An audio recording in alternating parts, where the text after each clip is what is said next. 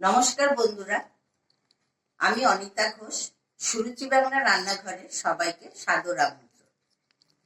আজ আমি আপনাদের সামনে ভ্যালেন্টাইন্স ডে উপলক্ষে একটি নতুন স্বাদের কাবাবের রেসিপি শেয়ার করব।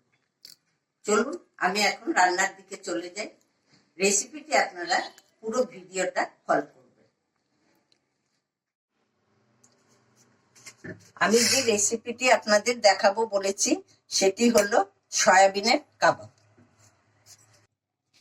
এই সয়াবিনটি আমি মিনিট 15-20 গরম জলে ভিজিয়ে জল ঝরিয়ে খুব শক্ত করে জলটা চিপে জল ঝরিয়ে নিয়েছি। এবার আমি এটা মিক্সিতে একটু গ্রাইন্ড করে নেব।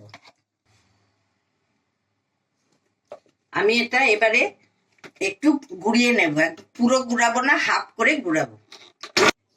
দেখুন সয়াবিন আমি গ্রেট করে নিয়েছি। এবার আমি একটি বোলের মধ্যে নিয়ে নিচ্ছি। এবার আমি এতে দিচ্ছি পেঁয়াজ কুচি, আদা কুচি, রসুন কুচি। এবার আমি এতে দিচ্ছি হলুদ গুঁড়ো, তারপরে দিচ্ছি শুকনো লঙ্কার গুঁড়ো। এতে আপনারা কাঁচা লঙ্কা কুচিও দিতে পারেন। তারপরে দিচ্ছি গোলমরিচ গুঁড়ো।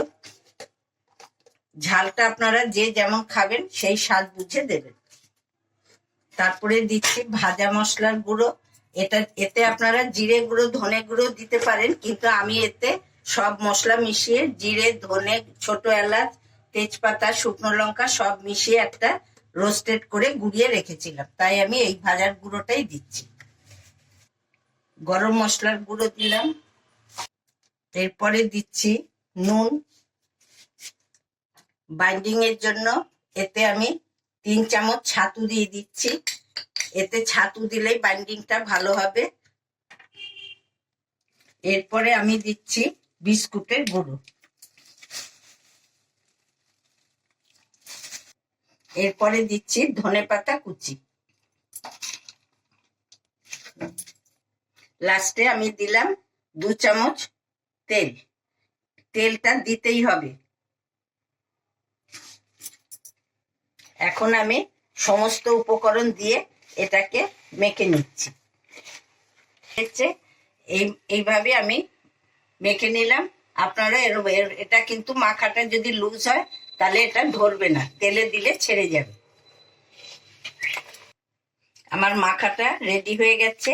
এবার আমি এটা কাবাবের আকারে গড়ে নেব। এ দেখুন, এরকম কাবাব বিভিন্ন আকারের হয়, আপনারা গোল করেও করতে পারেন। আমি এটা লম্বা আকারে করছি।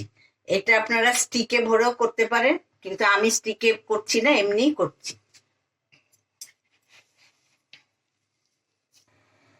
কাবাবগুলো আমার গড়া রেডি হয়ে গেছে। এবার আমি তেল গরমে আগেই বসিয়ে দিয়েছিলাম, এখন আমি একটা একটা করে তেলে দিয়ে দিচ্ছি।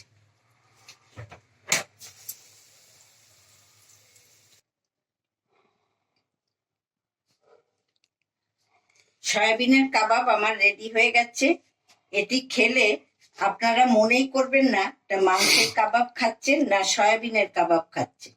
সন্ধেবেলা বা বাড়িতে যদি কোনো অতিথি আসে তাদেরকে অনায়াসে আপনি এই ডিশটি তৈরি করে দিতে পারবেন।